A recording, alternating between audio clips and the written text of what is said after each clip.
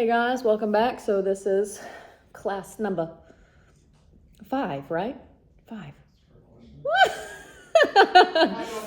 It doesn't matter. So as long as we're on the journey, that's all that matters. Just a brief recap because we didn't actually finish. So we're still in the middle of book 3 because it's got some interesting things. And we just start with... do you guys know this old song? I wrote this down as a joke to myself. I have decided to follow Jesus. Mm-hmm. Yeah, I have decided to follow Jesus. All right.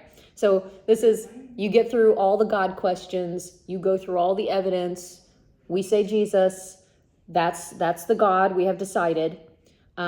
This includes your very first steps, which is belief, repentance, baptism, and then ultimately communion. So what do we do next, which was last week, which is really AKA how do we behave as Christians. But before we even get to Christian principles on behavior, you have to establish what the concerns of morality are. And the basis of those, which is the foundation, are that we hurt ourselves and that we hurt others. We know that we do these things.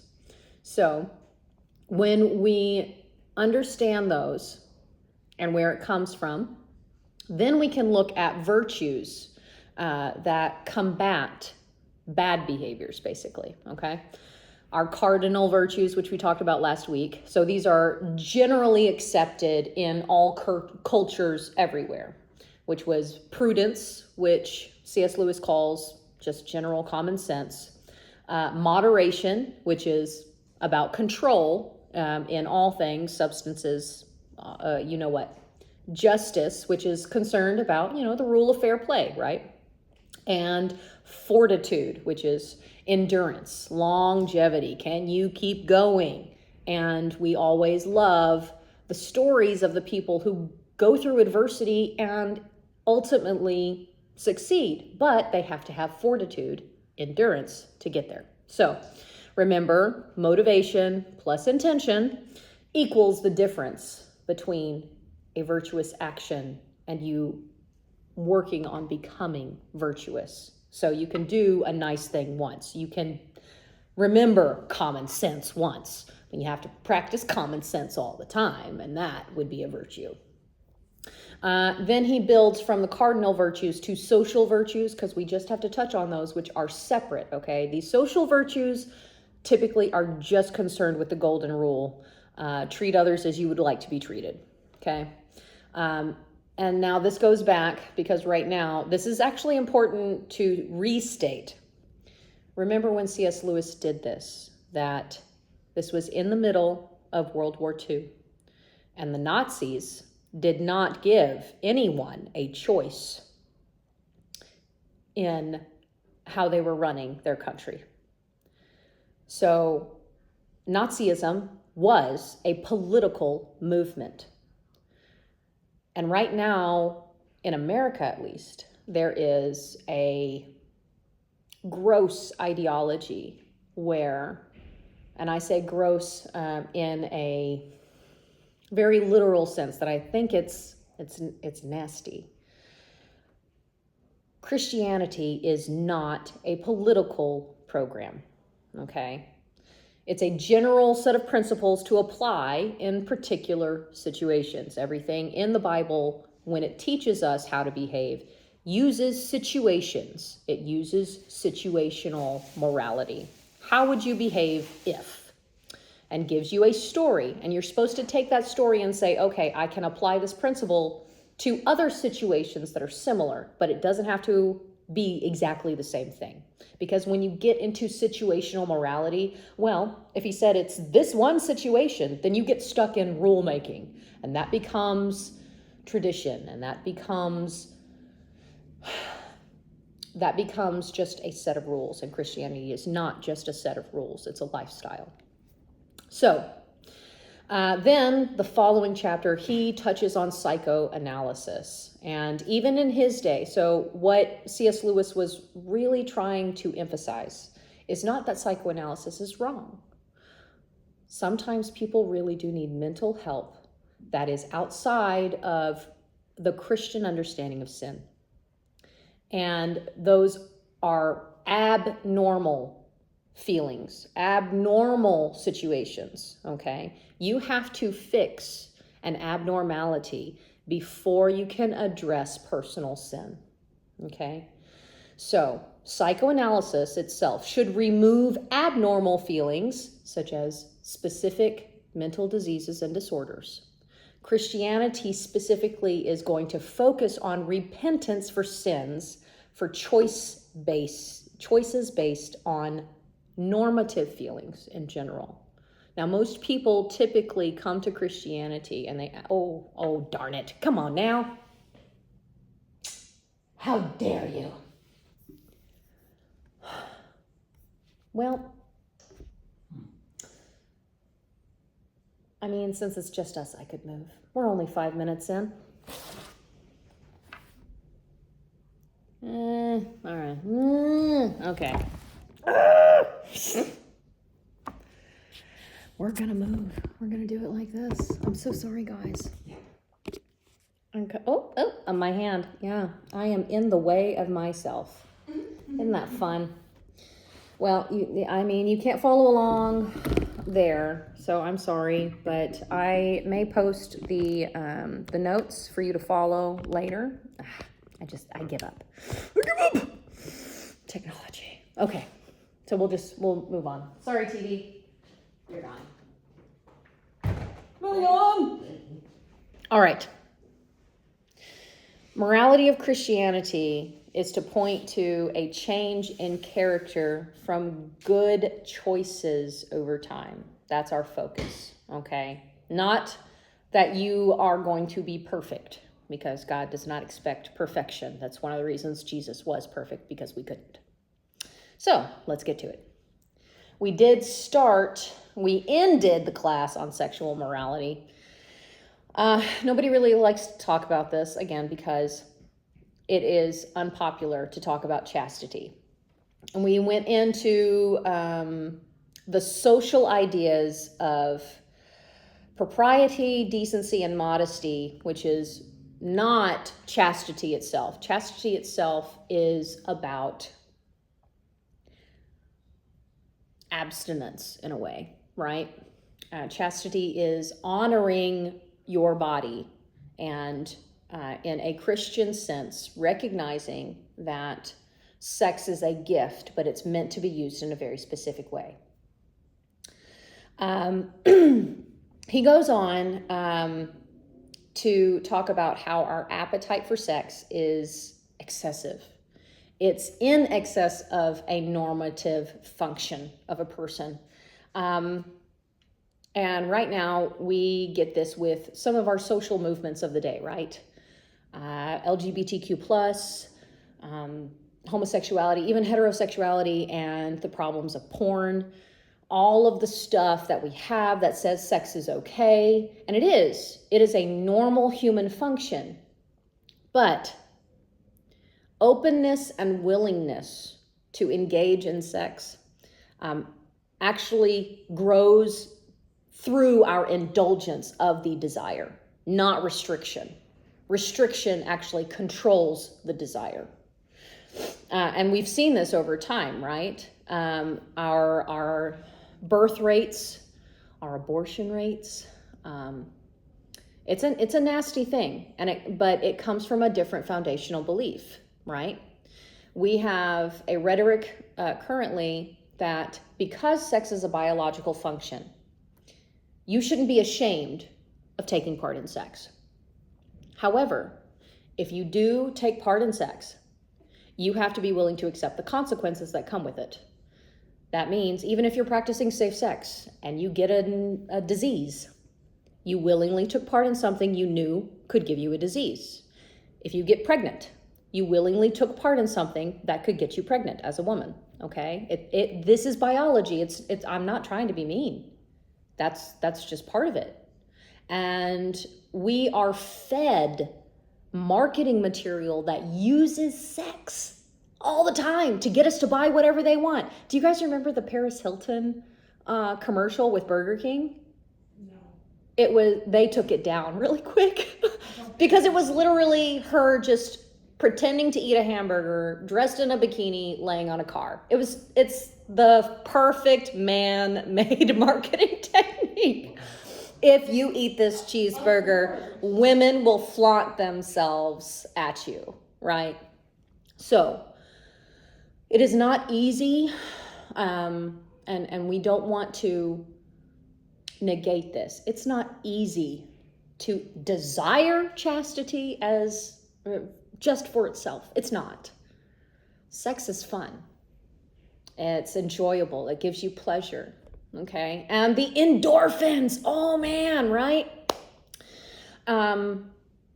It's not easy to desire it, and it's not easy to achieve it. I talked last time about what my church community did, and I know that some others do.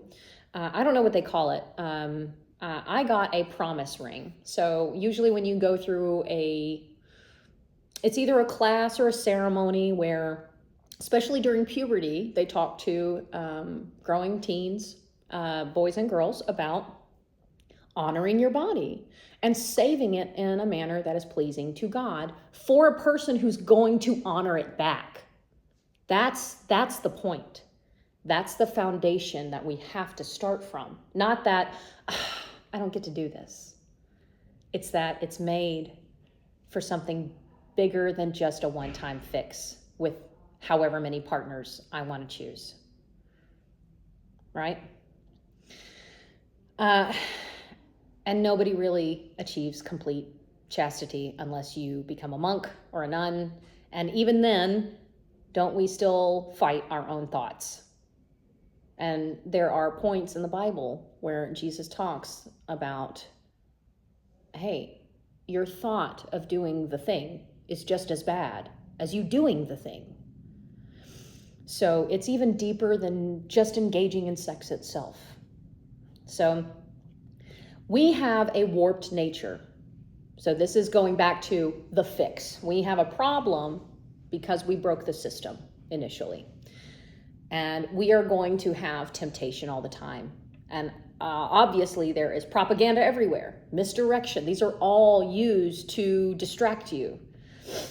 It turns the idea of chastity into something that we perceive now as abnormal. Wait, you've never had sex before? Oh my gosh, how awful for you. I have definitely had somebody say that to me. And I will be honest, I got the promise ring. And I'm pretty sure I did an okay job for a little while. But I did not achieve full chastity. And I think most of us can accept that we didn't. You know, and that's okay. We are human. Again, God does not expect perfection from us. He expects improvement. So, now he talks about two separate ways that we deal with this, right? The abnormal feeling and the normal one. Repression. And repression is warped nature. It's not conscious. So people who are repressed aren't actually dealing with a root issue. It's just a byproduct. It's a symptom of something else. Does that make sense? Sure. That's all right. Now, suppression is when we moderate ourselves. We deny the urge. We resist the temptation. And that is normal. Come on, you're gonna deny the urge and the temptation to eat a third donut if you've already had two.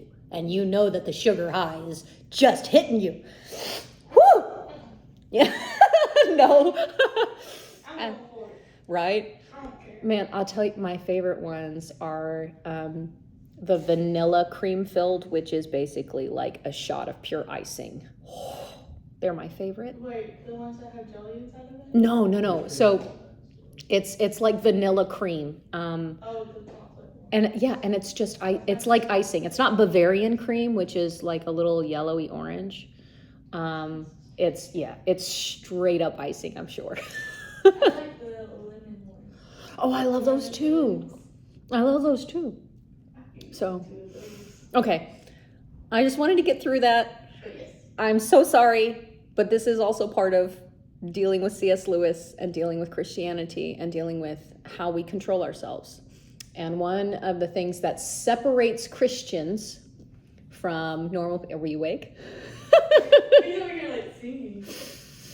I know, this is hard. I'm sorry. And it's awkward and it's uncomfortable because most of the time churches don't really like to talk about sex because it's such a touchy subject. But we are called to separate ourselves. We are called to control ourselves. So, Christian marriage. So, if we can control our sexual desire, then what you can achieve is Christian marriage. And that's one of the saving graces of Christianity. And it's one of the best testimonies of a beautiful life. And I'll tell you, I have been married now to the same man. We just had our 10th anniversary last year. And we have been together for 16, going on 17 years, because we dated for about 6 years before that. Thank you. It's not a walk in the park, but if you are willing to get married and willing to understand the sacrifice and joy that comes with it, it is absolutely beautiful. Because it's for life. We marry for life. We should marry for life.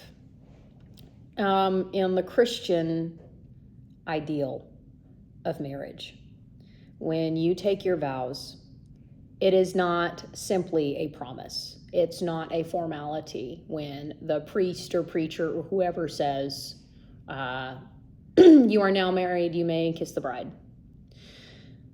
If there are situations where people get divorced. I am a child of divorce. It is not an easy situation. It is an ugly situation for everyone, and especially for the children. And I don't feel like people who, this is my personal feeling, okay? This is not a C.S. Lewis, because I personally felt what my parents went through. You know, it was not a happy marriage. And they were trying to be Christians. My father just couldn't do it. He could not maintain his loyalty to his wife. So divorce. In God's eyes, divorce is almost equal to perjury. First of all, you made vows. So you broke your vows. You lied. You lied to God and you lied to the person that you said you would be with forever. And it is like dismemberment. It's literally like cutting off a body part. You were supposed to be one. And now everything, even the children, feel separate. We feel like this whole system, it was a joke. It's a fallacy, a farce. But that's not true. So in a nutshell, divorce is really ugly to God. But there are situations where it is okay. Where it is acceptable if in certain situations. Okay. They talk about this in Deuteronomy when they start talking about the law. Okay. When Moses actually does receive the law. And in Leviticus as well. Do either of you have a Bible or a Bible app that you can pull something up on for me? I want you to look up Matthew chapter 5, verse 37. This is one of the first books of the New Testament. Okay. Matthew chapter 5. Mm-hmm. Scroll down to verse 37.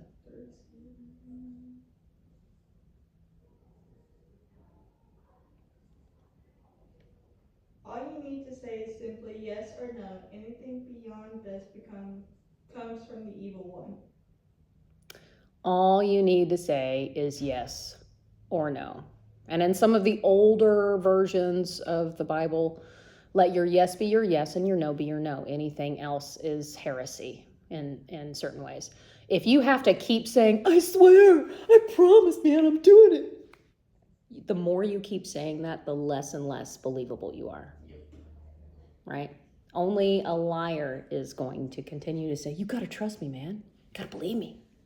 Right? You say one thing, and it better be the truth. If you are speaking in truth, you don't have to say all that extra stuff. So, next, look up 1 Corinthians 12. Is that after Romans? Yes. 1 Corinthians 12? Mm-hmm. So this is a letter to the church in Corinth. Okay, so we call it Corinthians because it is to the Corinthians. What verse? Chapter 12, and there should be a section that talks about the unity of the church, the body of Christ. Are you? It should have a subheading. Yeah, got it. Okay, can you read it? Verse 12. Just as the body through one has many parts, but all its many parts form one body, so it is with Christ. For we were all baptized by one Spirit, so as to form one body, whether Jew or Gentiles, slaves or free, and we were all given the one Spirit to drink. Thank you. Here, that basically answers that. So we are meant to be one. Marriage, you're meant to be one. And then you're meant to be one as well with the church body as a whole. Okay? This is supposed to amplify the unity of Christ's church, Christ's community. Now, when we talk about Christian marriage, this is not based on the feeling, the ooey gooey romantic love. Oh my gosh, I just love everything about him. He just makes me feel so good. That isn't passion. That ends up going away. It ends up going away. You get old, man. My hip. Oh my goodness, my hip. My neck. I have a problem with this side of my neck and my hip. Oh Lord. But so we feel love for each other, romantic love, but Christian marriage is built on this act of loving another, right? It's a deep unity of will. That means despite what you're feeling, you will still love that other person no matter what they say and do. Yeah, it's really tough. Like, we don't really want to do that. In fact, the biggest thing right now is ghosting. I hate those people. I can't stand ghosting. Ghosting is cowardice to me. If you are unwilling to talk a problem through, then you're being part of the problem. And there is no growth potential for either of you. You know?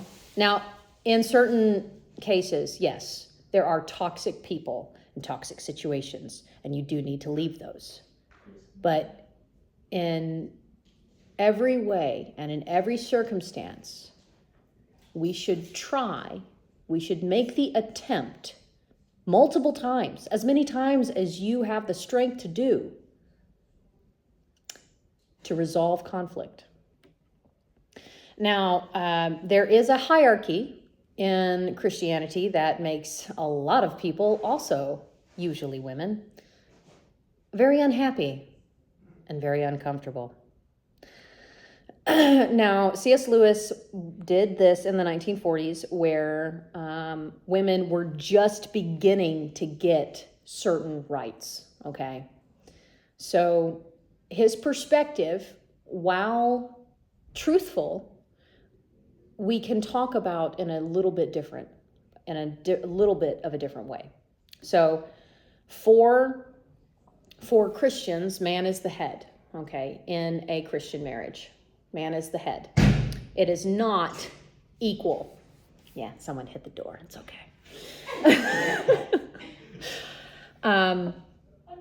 The marriage is not technically equal. The man has the last word. Honestly, think of it like American government too. Does the president have the last word? Which one? No, whoever is in office at the time. Does the president have the last word? Yes. For laws, yes. Yeah, there's so constitutional rights there, okay? In general, we believe that we are going to follow the president and whatever choices they make, period. In a similar way, in marriage, you have to be willing to compromise and be willing to follow someone else. And for women, there is a biological need for men. They are more muscular. They are stronger, typically. So they are a protector for us. Now, I'm a gym rat. I love to go lift weights. All power to you. And I wrote down with the patriarchy. Because we do. We have a combative nature. And this is talked about in Genesis when we break the system, okay?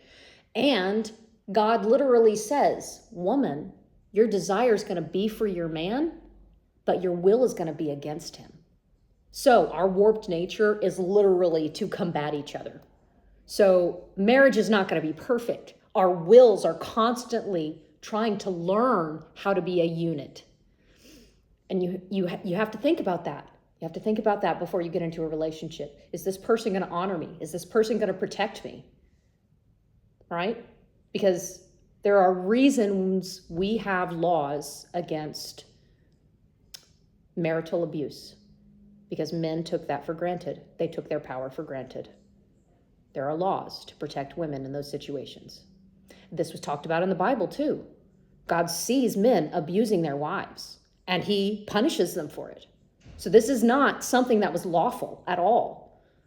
You are meant to be a protector. So man is the protector, the provider. Woman, in C.S. Lewis's terms, he calls the woman the family patriot. We're the ones who's going to, yay, you do it, honey. Go kids. That's right. We're the cheerleader in some ways. We're the cheerleader, okay? Nothing against cheerleaders. I was never a cheerleader. But dude, they work really hard for what they do. Okay. Hands down to those ladies. I do yoga. That's it. Can't do that. So, now we can move on to something else. I titled this one, A Deeper Understanding of Christian Behaviors, okay? Because now we've discussed the concerns of morality, and we talk about understanding cardinal virtues that everybody agrees with, and then we've talked about specific Christian virtues. So these are specific Christian behaviors that we are called to enact. One of them is forgiveness. And this can be drastically taken out of context, okay? In Matthew 22, love your neighbor as yourself. And we're also called to love who?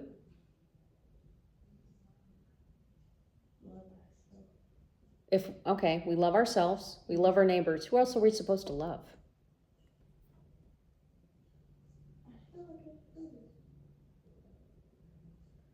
The person who hates us.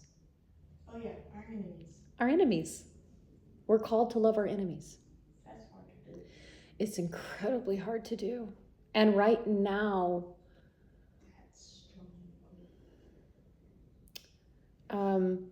there are headlines everywhere.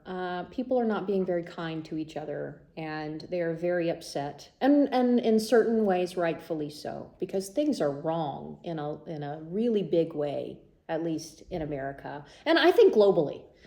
And we see that, which is why there's this surge of the God question again. And I think it's beautiful. There is a revival of where does our government get its laws from? What makes them right and wrong? And we need to question our government on that. And what is your foundation of morality to base those laws on? And if it's not on a system that we can mutually agree on, then we're all lost.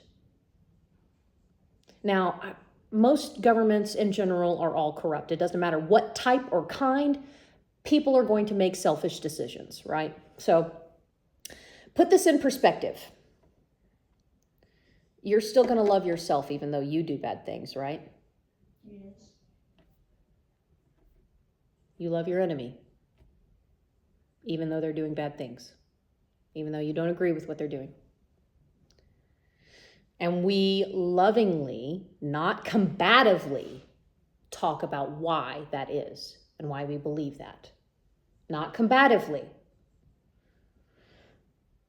Now, even though we can forgive, this does not excuse you from punishment. It does not excuse someone from murdering. They're going to jail. Now, there's a difference, all right, between killing someone and murdering, right? We have laws on self-defense. We have accidental death, right? We have these things in our law because it happens. So, then he goes on to talk about the greatest sin. What do you guys believe the greatest sin is? We talk about this a lot. And especially, it's a really big word right now. Pride. Let me get my rainbows. Oh my gosh. Yes, and it's pride in an ugly way, okay? So there is a distinction here that C.S. Lewis makes, and I'm just going to go through this. Now, this is pride or self-conceit. You think you're better than everybody else. This is a little deeper than just being proud of what you have done and what you have accomplished. This is the root of all vices and sin because Satan did it first. He is the great deceiver. He is pride itself. It is the anti-God, whatever, big or small, okay? Now, it is competitive by nature. This is how you're going to distinguish this. It's competitive by nature. I'm a singer, so I love when, I can't play music very well, but I really love to sing. And I'm proud. I'm proud of the skill that God gave me. And that pride also can be ugly. I can hear someone and know that I'm better than they are. That's kind of ugly. Yeah. I can. See, again, we are not called to perfection. We're called to improvement. Competitive by nature.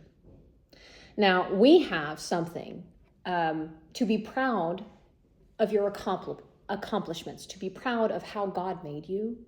And he talks specifically about a feeling of religious pride, being proud of God and what he has done with you and through you and around you. Healthy pride itself is outside of vanity or, oh, please keep telling me how awesome I am. That vanity or pleasure from receiving praise. Okay, then you know it's selfish. Then you know that's conceitedness. Okay, that's the kind of pride he's talking about. Not being proud of, hey man, I built a whole cabinet by myself. Look at this thing, isn't that cool? Yeah. Oh gosh, and I loved this. I loved this line he put in there. He says, and I'm paraphrasing, that knowing God is the equivalent to an infinite relief from pride. When you accept God into your heart, that competitive nature gets chipped away over time. Okay, it doesn't disappear because we're tempted all the time. You know, we don't just quit sinning once we decide to follow Jesus. This is a long, hard road. It is a progression over time. But that hit me because we are in a competitive world. You've got to have better grades than the other person. You have to have a better job. How do you get the better job? You've got to have a better education than the other person. You've got to have a better resume. How many things, how many accolades, how many clubs can I put on here? Are they going to like me? Can I get the promotion? Can I do all this other stuff? Competition, competition, competition, competition. Does it make you happy? Nope. No. It really sucks. I have never liked competition. As one of the reasons I was never very good at sports, even though I'm athletic enough to do it. People can get really nasty very quickly when it comes to a competition between people. Okay, now he goes back and he talks about charity again. And he talks about charity a little bit more specifically this time.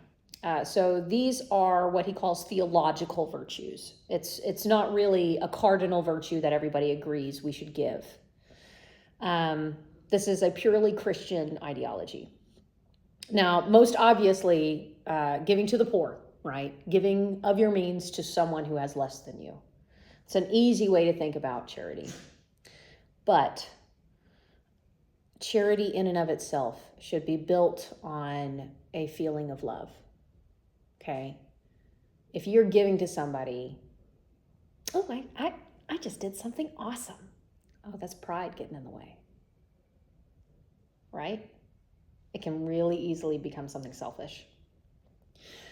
So we have to believe that charity, in a Christian sense, is built on feelings of love and motivated by that. So you have to start doing actions of charity first. This encourages the feeling of love to grow for those other individuals. Now, the opposite is also true. If you do not do acts of charity, you're not going to get those feelings. You're not going to develop the discipline and the desire and the love to help your fellow human. This discipline leads to the development of the emotion and the action. So over time, you just get better at it, right? Keep practicing. And so this one, now we get a little bit even deeper. All right. All of those behaviors, all of the stuff we're supposed to do, these come from two foundational ideologies of Christianity: hope and faith. Now, hope. Man.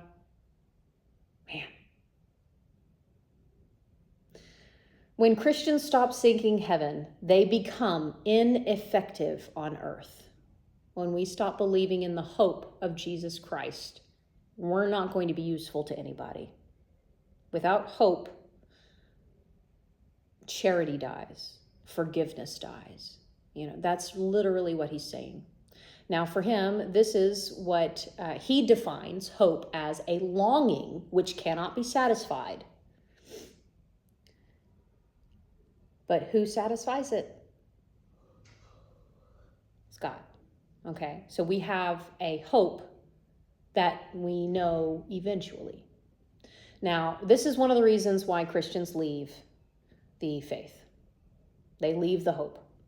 So in trying to enact all of these things, some of them call it the fool's way. He calls it the fool's way, C.S. Lewis does. You're going to blame the thing. You're going to blame Christianity. Oh, well, that didn't work for me, so obviously it's not going to work for anybody else. I called this victimhood on one side. And this actually leads into some of his later chapters, okay? Because we want to blame Christians, right? We want to blame somebody else other than ourselves for losing hope. The disillusioned, sensible man. This is the person who rationalizes Christianity away. Obviously, this must be fake. And they do self-repression, not suppression. You typically, I put this in my notes. Okay, you don't have to agree with me. But I generally see people who, it's type A personalities. They're extremely organized. Everything has to follow a very specific way, a very specific pattern. And Christianity, because there aren't definitive rules, that means it cannot be done, right? So they're just too intellectual in ways, in their mind, for Christianity to make sense, for this hope to make sense.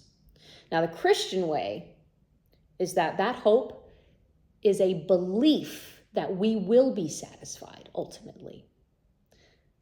Our longing for God has a purpose. It has a purpose. And it will have a solution. And this actually leads into faith, because hope and faith are intertwined.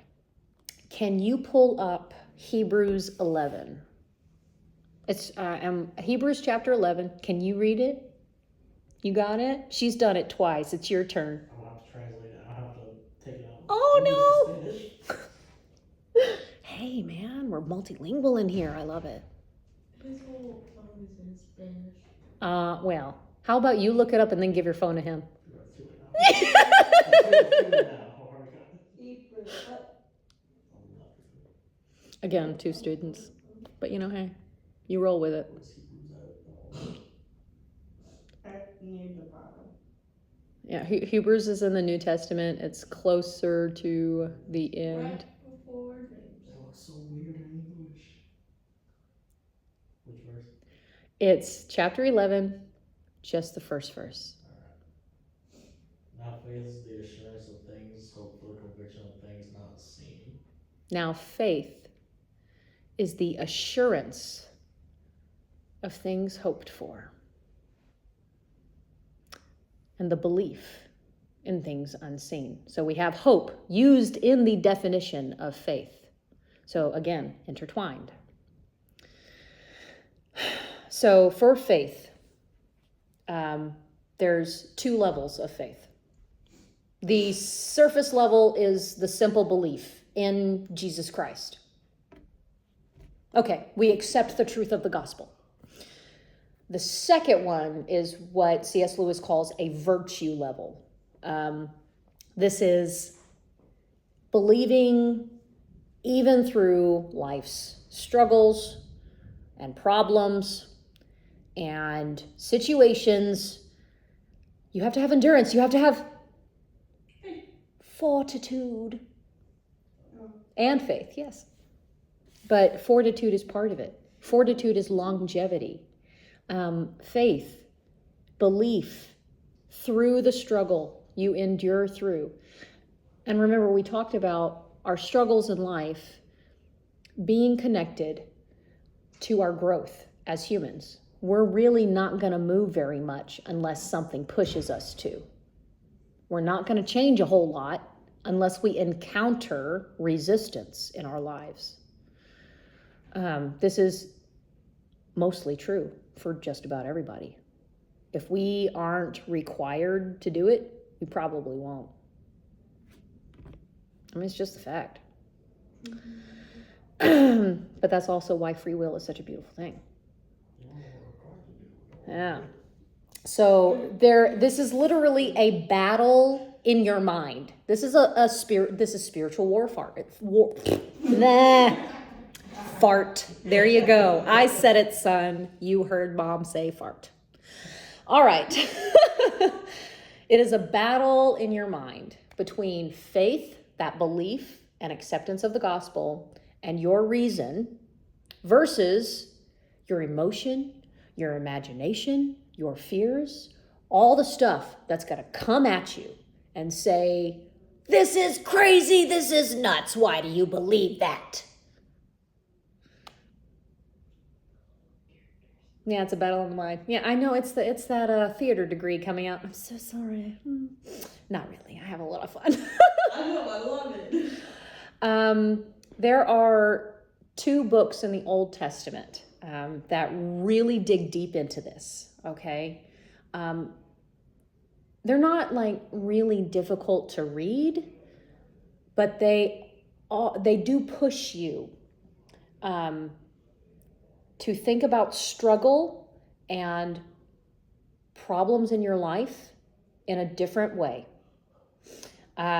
Job, we've already talked about Job before, right? And Job was a very righteous man, and he did all the right things, and still everything was taken from him.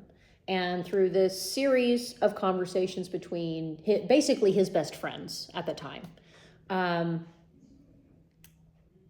Job is like, I don't know what's going on. And ultimately, hey, even though I get blessed with these things, they can still be taken away. But that doesn't mean that God is wrong. Life happens. People start the journey in life at different points. So again, trusting and having faith in God through the struggle. Ecclesiastes is, in some ways, it's kind of depressing. I'm sorry. But it deals with this question of wisdom. Do we gain wisdom from indulging in everything that we want and desire? Do we gain wisdom from believing in God and doing what he wants and trying to attain more wisdom? And he says, vanity of vanities, all is vanity. To increase knowledge is to increase sorrow. That sounds great. Not really. It does not sound great. But these are called wisdom books. And these in Jewish culture are repeated at different festivals. They are actually supposed to read them each year at specific festivals because they're wisdom books. You're supposed to think about this stuff, and it's supposed to challenge you. So ultimately, these 2 books talk about controlling your emotions, even when things are out of your control, and the discipline of the doctrine itself, the discipline of following God's law and believing keeps your faith. It keeps it alive. So part of faith also recognizes your dependency. Okay, this is a dependency on Christ and his promises. We are literally incapable of completing our side of the bargain. We are incapable of perfection. That's the Jesus answer. That's the Jesus grace that we get through atonement. Can you pull up James chapter 2? Thank you so much. I would normally pull this up on my phone, but I'm also on my phone. Verse 26. That's not all the way down. I'm so sorry.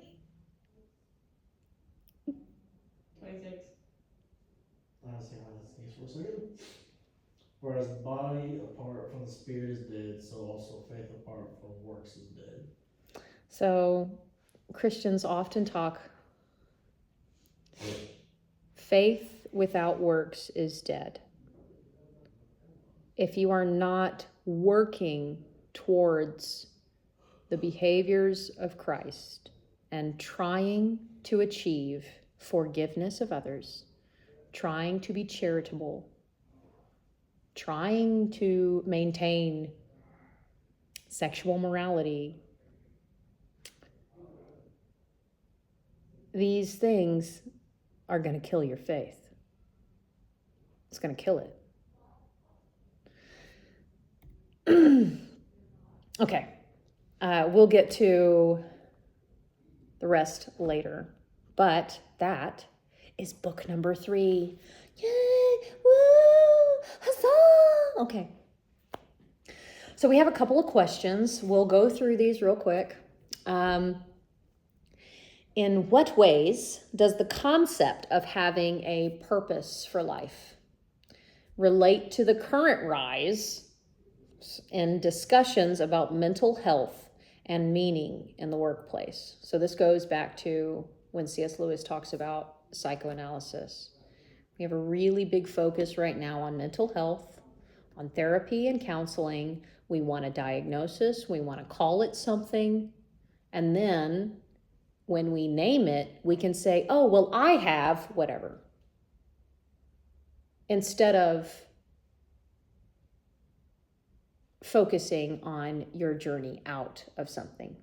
I should have said that better.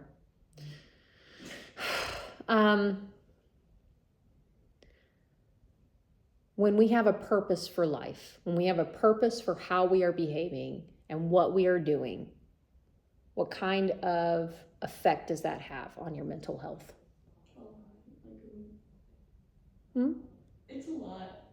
Like, if you have, like, a good purpose on life, then that could be good, like, mental health, but then you could be like, oh, something bad at work is going on.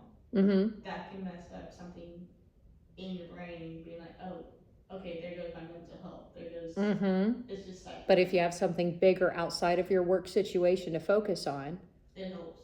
I can get over this. I can get through this. Yeah. I'm betting they're just having a bad day. Yep. You can usually work your way around, right? Is that what you're trying to say? Yes, ma'am. Awesome. Ma'am, I feel so old. All right. How does today's society define and prioritize virtues such as prudence, justice, moderation, and fortitude? We talked about these, but like, what do you see that as in today's culture? What are those? I don't know what those are in today's culture. So prudence was like practical common sense. We still call it common sense, so we don't really use the word prudence anymore. Yeah, no. Common sense is out the window half the time. Anymore, if we're being honest. That's true. Common sense is Since like 2020, it's been gone. There since 2020? Yeah, since I've heard from different people. I feel like it was gone in 2017, 2018, pre-COVID. People felt like there was a really, really big break from just common sense. Hey man, just don't touch that hot wire. You're gonna die. It did start there, but money and economy was still good that we didn't really focus on. Things other. Look at it, so shiny. Tide Pod Challenge. Oh my goodness, the Tide Pod Challenge. What was that 2015, 2017? I think that's about when it started. The flour, the baking soda challenge. then the Mentos and the Coca-Cola. Now that was kind of fun. That's just a science project. Yeah. That's just like the 80s. There was another one where the ice bucket challenge. Now, and people that was to bring awareness to ASL. Yeah. Hey. Plunge. So, but some people were like, I remember watching a lady. All right, y'all, I'm gonna do that ice bucket challenge. I didn't want to waste some good water, y'all, so I brought out Grammy's White Lightning. She had a whole thing of homemade moonshine, dumped it on her face. Oh, my eyes are burning. And I'm going, yeah, honey, you just poured straight alcohol into a porous surface. Everything's not wrong, moonshine. Bad shine makes you go right. All right, so we basically agree right now that our level of common sense, at least in America, probably in other places too, that we've kind of lost our rocker. Another one of those, justice. How do you think, oh my goodness, how do we define justice today? How do we prioritize that? Right now, there's a really big focus on justice for immigrants. That's a beautiful thing. But there also needs to be a level of justice towards our national deficit, right? There needs to be a balance here. There's a legal system for that. There's an illegal one. So in choosing different sides of this, I mean, these are just facts. I'm not trying to be ugly. I think the world realizes the justice system is broken. There's some really nasty things in there. Listen, we need to help people, and that's okay, but you need to do it in a smart way. And we can't take taxpayer dollars and just give them away for free to people who don't even like America. That's fair. Yeah. But it's being ignored in a lot of places, right? So our justice right now is feeling wonky. Now, that's just one situation. There's so many other ways that you can apply this. So don't think just that. I'm just trying to give us some context, okay? Moderation. They don't want us to be moderated. They want you to buy everything. This is a consumer-driven society, right? Where's the Cheetos? Right? I did. I had a bag of Cheetos. I'm sorry. It had yellow 6. All right. How can prudence or practical common sense? Now, this is an interesting one. Do you guys use ChatGPT at all? Any of those AI programs? Okay. How can practical common sense be applied to some of the problems, the ethical dilemmas that are involving these new technologies? Robots are taking over our brains. Some of them can. So you have the ability to microchip your brain. Ugh. Yes. Yeah, I forgot about Okay. that. There was a gentleman who was trying to bring awareness to this concept of constantly being watched by cameras, which is this new technology. He had a camera installed into his brain, and it was programmed to take a picture through his eyeballs every 60 seconds. That's creepy. But that's exactly what facial recognition software, all of the police cameras, the security systems that are constantly watching you, that's where it's going. I mean, that's what China's doing. Exactly. China's already enacted this. In fact, they have microchipped tools. You can go into a grocery store and you can just have your thumbprint and it will have a DNA scan, and you don't even have to have your phone. You don't have to have your bank account. It will automatically charge it. Korea, there's like digital holograms where you just choose what items you want. This is and scary. it's automatic To me, this is scary. This is an invasion of privacy. I don't want my face to be recognized. I haven't done anything wrong. No. You don't need to know who I am. I am a tax-paying citizen. I'm working and I'm doing what I should be doing. So invasion of that, to me, this is a really big ethical problem. Like we are going to experience situations with this that we don't. Have you guys watched Black Mirror? Here's a government excuse. We need to keep it for security reasons. Oh, So absolutely. national security reasons. Absolutely. I highly recommend watching Black Mirror. Is it scary? It can be. And Now, I suggest this because each episode is like a mini movie. Okay, some of them are fun, but most of them are disturbing. It's not necessarily scary, but it is mentally disturbing because it takes modern technology. Oh, what time is it? 7:37. Yeah. Okay. I'm a little over time, and we've got 16 questions. That's not going to happen here. So there's a lot of those. Yeah. Ethical dilemmas. I'm just going to read the rest of these questions, and I just want you to think about them. And as we've gone over morality, as we've gone over what supposedly basic Christian behaviors are, and what this looks like, we need to be thinking about these things because technology is exploding around us, and if you're not, it's going to take you by surprise. Is there a cultural shift away from moderation? Personally, I believe there is. How does consumer culture impact virtue? Yeah, big one. How might the golden rule be practically applied to modern issues such as social media interactions, and the workplace. That we talk about the golden rule in social media and the workplace, especially when it is talking about bullying. And now you have AI programs that are developing made up images of people that are hyper realistic, and in certain cases what they're doing is taking pictures of girls and developing images of what they would look like naked and then spreading it around the school. You can look up news articles about this. That was their first action, to use AI. That was your first choice? Why not solve world hunger? I mean, hey. Oh my.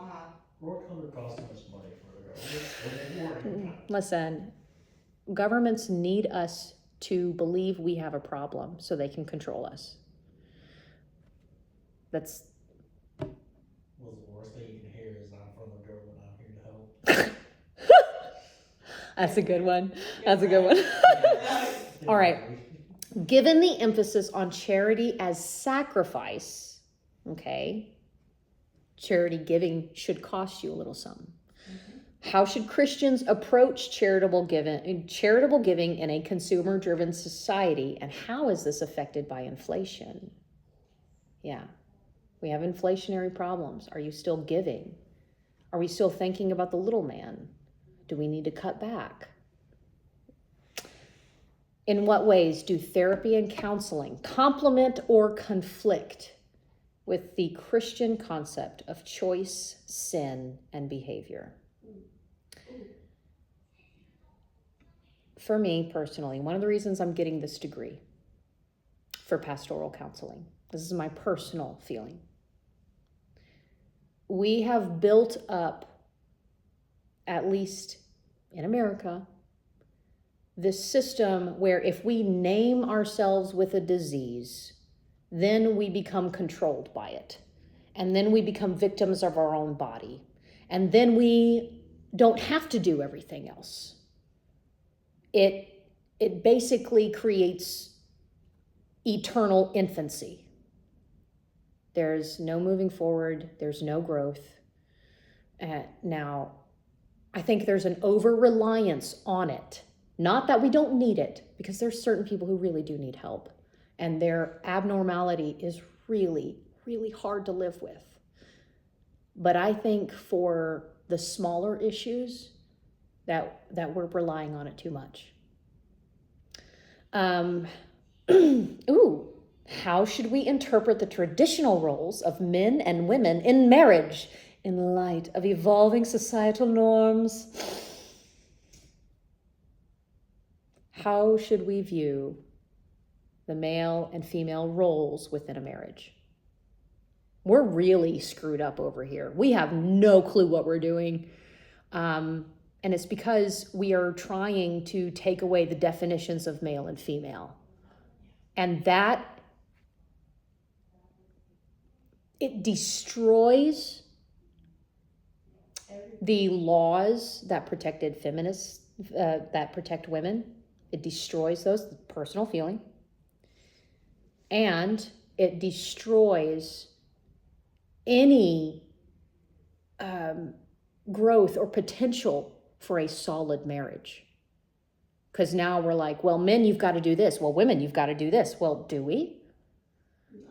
So, how does understanding forgiveness towards oneself, I'm just reading through the last of the questions, okay? Help us forgive others.